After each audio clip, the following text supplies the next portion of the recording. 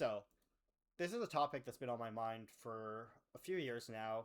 Something that a big disconnect I feel like I've had in Limited with other players, and I feel like it's people get really excited about these kind of commons that I just don't think are as good or as hyped as I think they should be, or as they are. And I brought up a bunch of examples here.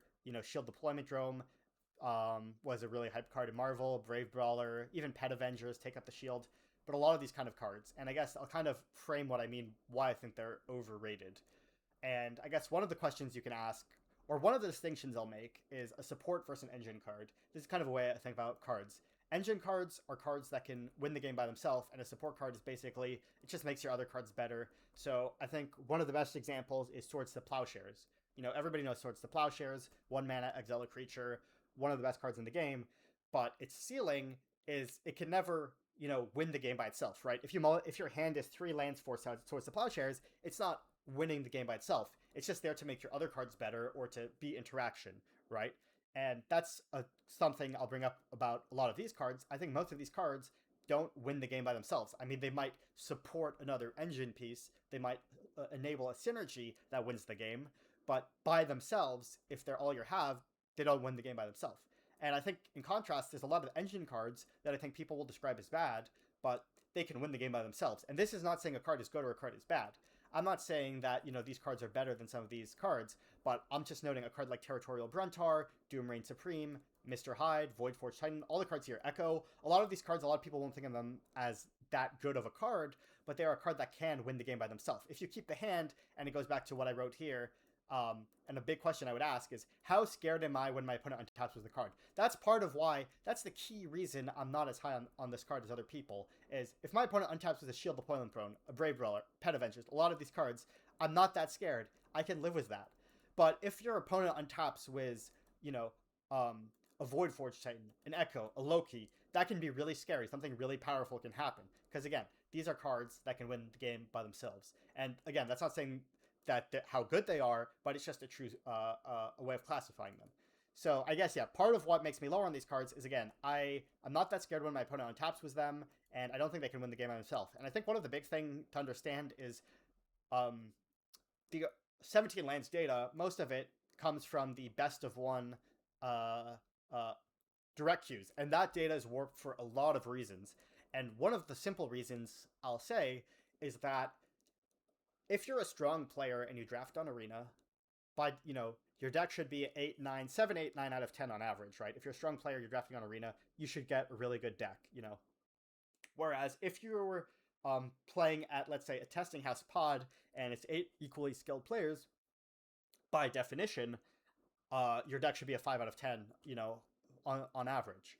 That's just how it is. And that changes the entire texture of the way drafts work for so many reasons. I touched on it on an article I wrote recently when I was talking about the last PT I played, but one of the big reasons for that is that, like, on Arena, you get so many good playables that you don't have to mess around with the weaker cards in the format. Whereas in a pod draft, that's one of the things people will bring up, is you have to, like, build around weaker cards. And that means that there's just a lot of, like, you have to try and make these weaker build-arounds work. Or another big thing is, like, your curve might just be really lean and efficient on Arena. So, for example, a lot of these win cons are kind of what I would call Baneslayer Angel cards, like Bruntar, Voidforge Titan, Mr. Hyde. A lot of these cards are kind of expensive. They're kind of like Baneslayer. They're like a vanilla creature, or they're a creature without to enter the battlefield, but they have a strong effect when you untap with them, like Baneslayer Angel. And when your opponent has an abundance of good removal, then these cards get worse, obviously, because you can get punished for it more. And when the game is more about tempo, because your opponent has a high quality deck with a low curve compact, you get more punished for the tempo stuff. But when you're playing at a pod where people are struggling for playables, struggling more to get a cohesive deck, the game will naturally be slower, and these cards can have more opportunity to take over. Because for one example, as they talk about, can this win by itself? Is it a support card? So, like, when you draft down Arena, it's easier to get support for your Shield Deployment Drones. It's easier to get synergy for all these cards to make them tick. Whereas these are the cards that they need less synergy to work. Like, you just play them and they're good. Which might sound counterintuitive. A lot of people might think you play these cards and they're bad. But these cards, you play them and they can win the game. Whereas a lot of these cards, to make them powerful, you need other picks to unlock their power. That's something I write about here. How much effort does it take to unlock the power of a common? And one of the big cards that really made me think about this was, this is a bit of a flashback over a year ago, Aether Drift. There was this common Pactol Terror. It had, really good data on 17 lands. And I was kind of confused, why. And Sam Black pointed out to me, he said that, and this is something Eduardo talks about in his recent video about the Marvel preparation, is part of why Pactol Terror had such good data was when people would draft it on Arena, they would build a deck around it. Like, you took Pactol Terror and you can read it. When an artifact enters, it's basically a 4-mana artifact, and whenever artifacts enter, you drain your opponent for 1. So to make this card good, it takes effort. You want more artifacts in your deck. So people take this card and they take a lot of artifacts. So basically, putting this card in your deck takes effort, and one of the metrics you can look at is the win rate of the deck when it doesn't draw this card. And Pactol Terror, the average win rate of a Pactol Terror deck, I think, was lower in Aether Drift, because people would take Pactol Terror, they'd make the rest of their deck works. So, when they draw Pactol Terror, it would be better because they put effort to build around it to enable it, and it would be worse when it doesn't draw it. And one of the ways you can think about this is just, how much effort does it take to work. So, for example, a card let's say, Lightning Bolt. If you take Lightning Bolt, you can just put it in any deck. It doesn't really take much effort. You're just going to play it as a removal spell. It's not affecting your other picks that much, right? But if you take a card let's say, a 6-mana red dragon that's, pretty good, but when you take that 6-mana red dragon, it might mean you want to be less aggressive. It might mean you want more ramp. And, the fact that it's asking you to build around it means that it takes some effort, some dedication. So I'll talk about it a bit as I go into these cards. So, Cryogen Relic, obviously this card's extremely good, and I realized it had extremely good data, but my experience playing this card was that, I would pick this card, and if I picked it too early, I felt like in a pod draft, it would be hard to get some of the powerful payoffs that enabled it. If you just put Cryogen Relic in your deck and you have no synergy, it's fine. That's part of why it's good. The floor's not that bad. It's, it draws 2 cards, freezes a creature, whatever. But to really make the card strong, and really where the high win rate data was coming from, was when you combined it with, Sacrifice Outlets, and then it was just 2 mana, draw 2, enable a sacrifice card, or all these sort of synergies. And something I'll kind of allude to is a lot of these commons, a lot of what's strong with them, it's kind of a concept, an easy way to think about draft is you try and take powerful uncommons, rares, and then you try and build around them, enable them, right? So kind of what I'm alluding to earlier is that a lot of these cards, it's kind of think about in Vintage Cube when they're powerful cards, but you need the right support for them to work. So think about a card like Atraxa, for example, or a really big Reanimator target, You can take it early, but people tend to value the cards more like Flash or Entomb or higher. I guess what I'm trying to say is, ideally, you kind of want to take the powerful payoff and then build around it. And I'm kind of trying to make an argument that a lot of these cards are kind of build-arounds, but you want to have you kind of want to have the Entombs before you have the Atraxas. And this might sound like a weird thing to say, to call, Brave Brawler and Shield Deployment Drones, to call these cards Atraxas. But I do kind of see it in a way, with Cryogen Relic, that a lot of the stronger cards are, the uncommons, the powerful cards that let you sacrifice cards. I'm not being, super clear with what I mean here, but again, try and think of it like this. I guess I'll just move on, because and I'll talk about Knight of the Luminary a bit. This was a card that I thought, again, was a little bit underrated. It was this 4-mana 3/2, when it enters, make a 1/1, and you warp it, make a 1/1. And I'll touch on how flexible is the common here. So this is a card, when you can think about white, it's not just white. There's different white decks. There's white-blue, there's white-black, there's white-green. They all want kind of different things. And kind of the question is Knight Luminary a card that's generically good in every white deck? You just put it in a white deck, and are you happy with that? That might be a card let's say, Glassworks, a removal spell. That's a card that you might play in any deck, and you're happy with it, it's desirable. But that's another thing I'll bring up about a lot of these commons, is you can't just put them in every single deck, and you'll be happy with them. They kind of actually want you to use them in a way to make them powerful. A very quick example I'll give is Forecasting Fortune Teller. That was the Avatar's, the 1/3 when it enters, make a clue token. The card's strong, there's nothing wrong with it, but part of why the data's good is there's a really strong water bending, which is basically convoke uncommons. And if you play Forecasting Fortune Teller and then you play a strong convoke uncommon or rare, the Fortune Teller was very good at enabling that. But if you just take the Fortune Teller and then you don't have any of those Convoke cards, it's not getting the power it's supposed to be getting. That's kind of what I'm alluding to. But anyway, what I'm trying to say was Knight Luminary was part of why it was good is there were specific cards that it was very powerful with. Um, just cards that synergize with going wide, with warp. I'll touch on one here actually. Uh, Hilderblade. Not to get too much into cards formats people didn't know, but Hilderblade was a one-man equipment. It gives creature +3/+1, and it equipped for free if you had a creature, if you had a permanent leave the battlefield this turn, and otherwise it was equipped for. So a pretty nut draw you could have in the format was you play Night Luminary, you play Hilderblade on 1, turn 2 you warp the Night Luminary, it instantly equips, you have a 4/2, and now that's a very strong draw to beat. But if you just have the Night Luminary by itself, it's like the Swords of Plowshare example. If your opening hand, this is what I'm trying to say, if your opening hand is 3 lands, 4 Night Luminaries, you're not doing anything powerful by itself. It's doing something powerful when you have another build around a stack outlet. So basically, that's just what I'm trying to say about a lot of these cards, is that they're not that powerful by themselves. They want you to have some powerful kind of thing going on. With Forecasting, Fortune Teller, it's Waterbend. With all these cards, they're usually, again, not that powerful by themselves. They want something else. And I guess, so, yeah, let me go to the next thing.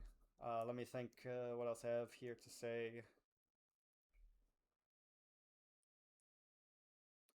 I guess one thing that I'll talk about is I have written here trying to win outside combat, and a lot of the way I see contemporary draft formats is I feel like a lot of the games tend to revolve more around these build around cards, these cards that when you untap with them have a very powerful effect if they're not dealt with, and it's almost like I don't care as much about a little bit of combat damage with these cards. I care much more about being able to establish a strong uncommon or a strong rare and focus on that. So that means like a lot of cards that sometimes people will see card advantage cards that they'll think are very weak. Like I remember Laughing Mad in Final Fantasy. You can see it here. It's 3 mana. Tormenting Voice has 4 mana flashback. I thought this card was underrated because when I'm really trying to establish, just trying to untap as a Baneslayer, I'm trying to draft a lot of removal, a lot of these uncommons, and I'm just not caring about as much about combat damage. Like that's why I don't care about Take Up the Shield as much as most people, is I don't care about as much about attacking and blocking. As most people, I'm trying to almost, you could say, win outside combat. I'm just trying to stick a bomb and untap with it. That's kind of the way I'm approaching draft, and my whole deck, the whole way I build my draft deck is built around that. And that means I'm valuing combat tricks a little bit high. I'm not saying combat tricks are bad. I'm not saying, obviously somebody might be like, oh, but Take Up Shield can protect your bomb, blah, blah, blah.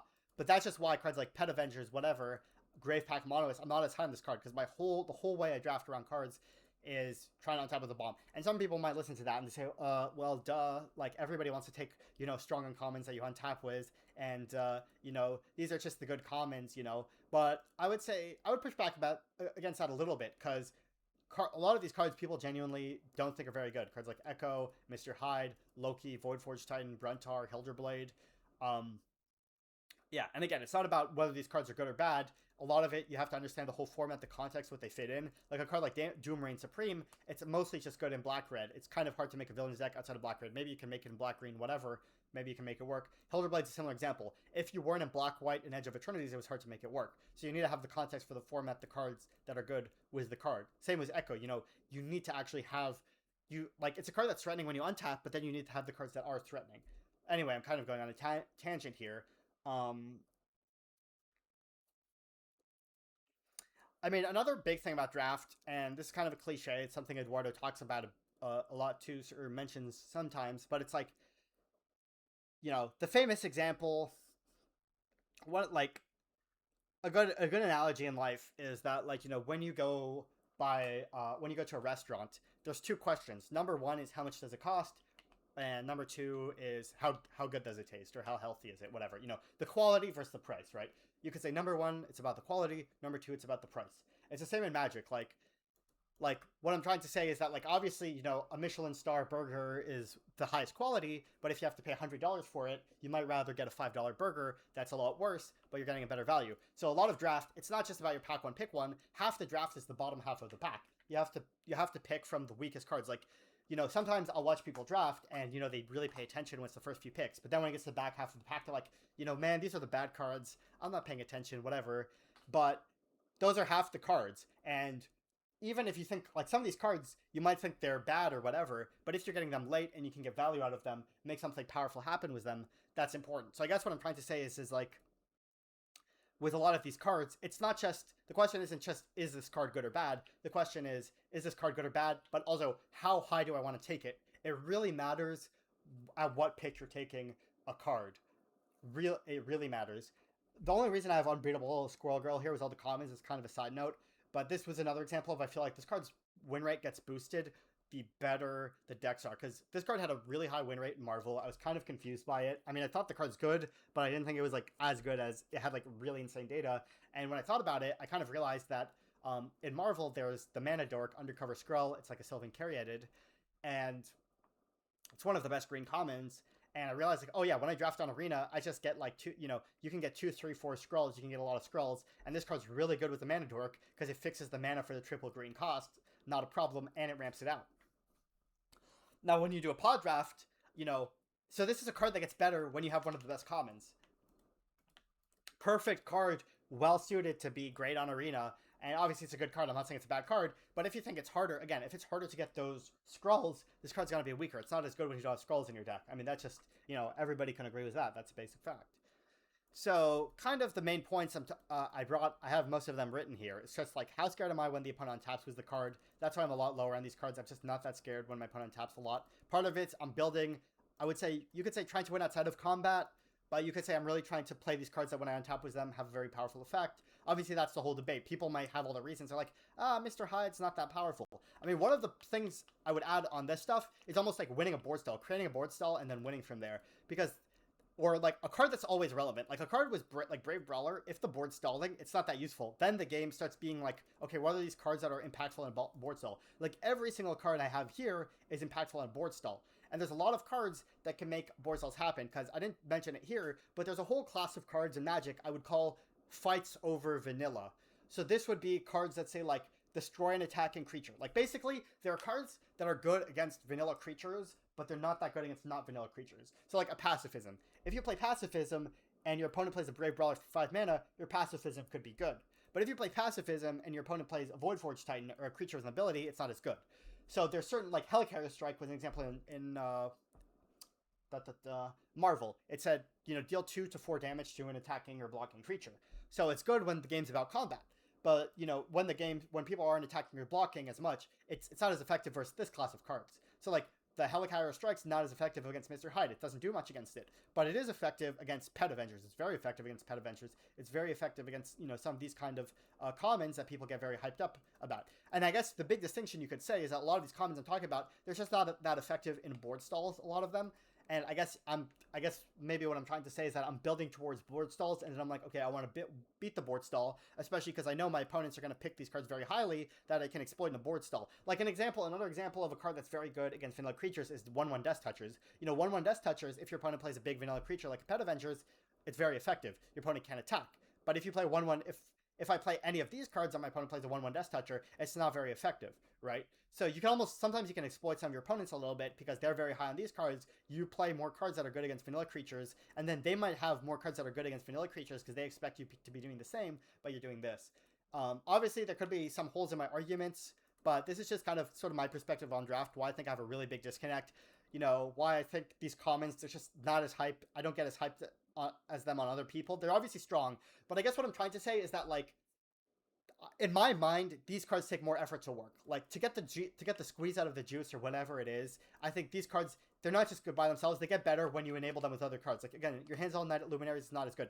That might sound hypocritical, because a card like Echo needs another card, I guess you could say.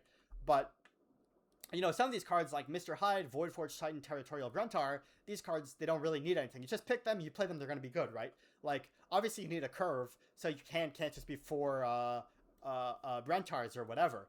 But even what I'm trying to say is, even if your hand is like a curve of these vanilla creatures, you're not doing something that powerful. You're not doing something that's forcing your opponent to react. And when they're not forcing your opponent to react is one of the most powerful things you can do in Magic. Like, if my opponent curves out like Brave Brawler into Shield Deployment Drone into a random 4-drop, whatever, like a lot of these kind of commons, I don't feel that forced to react. I can play these cards that are very efficient against vanilla cards. I can get speed from that. I can play cards like Forecasting Fortune Teller. This is another example of a card that's good against vanilla cards. Like, if I play a 1/3 that when it enters basically draws a card, then that's really good against my opponent's Brave Brawlers. But if my opponent plays a Doomrain Supreme, it's pointless.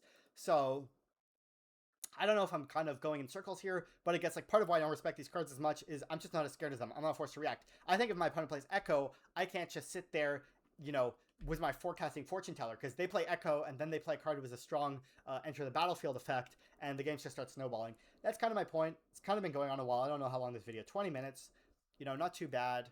I'll just see if I have any more final notes to add. But yeah, a lot of it is just like basically TLDR is that a lot of these cards, to be efficient, they have to have other context around it. Like Futurist Forge, it's a fine card, no problem with it, but what really makes it powerful is when you have synergy with it. And I guess what I'm trying to say is, it might sound like weird to say, but a lot of these cards almost, they don't need as much synergy, which might sound weird because Doom Reign, Supreme, Echo, they're asking for a lot. But I guess what I'm saying is the power is within themselves. Doom Reign, Supreme, you just put villains in your deck, you get the power. Futurist Forge is almost like you need a powerful card to take advantage of the fact with it. But I'm probably kind of being kind of going on a weird tangent. I think if there's anything more to say about Arena, I mean, I will say the data has been getting weirder and weirder recently, because recently the sets have been more and more like synergy based. So it's just like a good example was in Lorwyn. There was an elf that was kind of like a Siege Rhino elf. It was like a 3/3, and when it enters, you could drain your opponent for 2 if you had an elf in your graveyard or whatever. And that was a card that had like really good data. That's one thing I'll add, Sam Black, where it's like, is the card good because it's joining along for the ride, or is it just good in itself? That elf card that I was alluding to, I don't think that card was that powerful. What I'm trying to say is I think the elf archetype was powerful, and people just played it in the deck, so it had a good win rate. And you could see, like, I'll bring up really quickly, and this is something Eduardo was talking about, like, look at a card like Brave Brawler. It has insanely high win rate, 60.8%. That's insanely high. But if you look at how much does it actually improve your deck's win rate when you draw it, only 1.4%, because this is your win rate when you don't draw it. So your win rate when you don't draw, the white decks have 59.4%. But then look at a card like, let's see, let's go up a bit, like Cruel Alliance. This is a card that has 61.3% win rate, but as you can see here, it had a 6.4% improvement when drawn, because the black decks had like a 55% win rate basically. So what I'm trying to say is that, like, you can look at Brave Brawler, like, a good thing to pay attention to is the differential between the game not seen and the actual game in hand win rate. Because it's like, yeah, Brave Brawler has a good win rate, but that's just because the white decks have a good win rate. It's along for the ride. It's not actually arguably making the big difference. Where you could see Web Up, theoretically, I mean, I don't know what's up here. You can see the data's weird. Like, why do Web Up decks have a 57% win rates, but Brave Brawler is 59? I mean, maybe it's because Web Up, people splash it all the time. You don't really splash Brave Brawler. You know, maybe Hero in Training, whatever. But anyway, there's a lot you could talk about in the data. I was just kind of talking about, being along for the ride. That was the thing with the 3/3. Like, a lot of these cards, sometimes they'll just like have a good win rate because they're in a good, like, Elves was a deck that was performing really well on Arena, but I thought it was way harder to get in the pod draft when you don't get every piece. And I thought Elves was a deck that like really wanted a lot of specific pieces, and it was harder to make work with scrappier cards. So, yeah. And this is one funny one to bring up, because Widow's Bite's a card that, like maybe, you know, some people might be like, I love the card, but this is a card I definitely don't feel like people were talking about as much. But you can see it had like almost a 5% improvement when drawn. It had a 58.4% win rate, but the decks playing it were 53.8. So you can see that, like, even just looking at that, you realize, like, yeah, everybody's talking about, you know, these white cards. Like, I'm interested in the shield, there was the other shield one. It was the one was, Agents of Shield. This is a card that people were losing their minds over. They're like, oh, it's so good. It's 57.6% win rate. It decreases its win rate when you draw this card.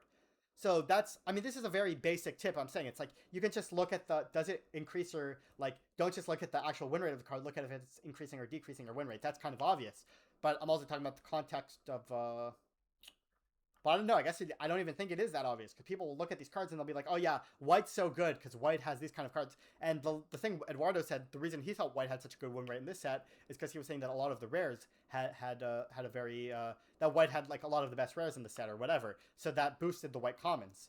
And that's the kind of thing that, like, gets represented on a big sample when you're playing on Arena, because white players tend to have more rares, so they're, you know, white has bigger win rate. But when you're doing a pod draft, you might not necessarily get those white rares. You might open a really good black, green, whatever red rare, and then you might have to build around it. Anyway, that's most of my rant. I think that kind of explains a big differentiation why I have Unlimited. It tends to lead to, like, a lot of arguments, or, like, I'll just tell people I don't like the card that much, and this is kind of like my whole, you know, spiel about why I think it is. Yeah.